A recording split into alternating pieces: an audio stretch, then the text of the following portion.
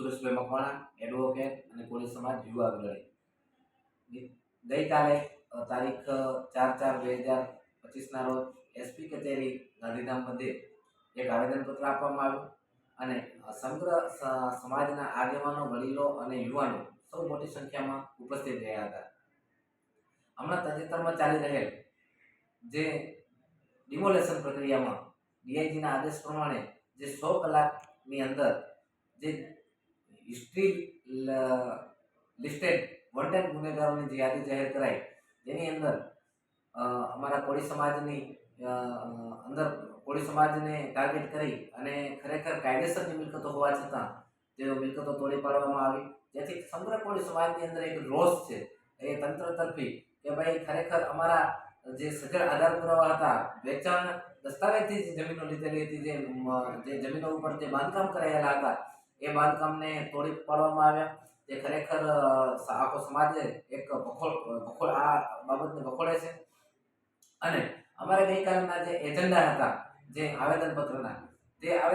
Agenda એ પ્રકારે હતા કે આવનાર સમયની અંદર માત્ર જેમ આ વખતે કોળી સમાજને ટાર્ગેટ કરાયો છે એ રીતે આવનાર સમયની અંદર કોળી સમાજને માત્ર ટાર્ગેટ ન કરાય અને સંપૂર્ણ તપાસ હાથ ધરે. કારણ કે રાપરની અંદર અનેક ભૂમાફિયા, ખનીજ ચોરો, પછી ગૌચર ચાઉર તેમજ દબાણકારો અનેક લોકો છે, જેઓની પણ સામે કાર્યવાહી કરવામાં આવે, યોગ્ય તપાસ કરવામાં આવે અને તપાસ કામે જે નીકળે તે તમામને તે લિસ્ટમાં આવરવામાં આવે. કારણ કે જો પોલીસ તંત્ર ધારે તો આ તમામ જે રાપરની અંદર જે ગેરકાયદેસર જે ધંધા ચાલે છે તે ખરેખર બંધ થઈ શકે. પરંતુ જો 100 કલાકની અંદર માત્ર પોલીસ તંત્ર અને જે રેવન્યુ ડિપાર્ટમેન્ટ જો આવી એક યાદી બનાવી શકતું હોય કે 100 કલાકની આટલા વોન્ટેડ ગુનેગારો છે, તો તમારી પાસે કામ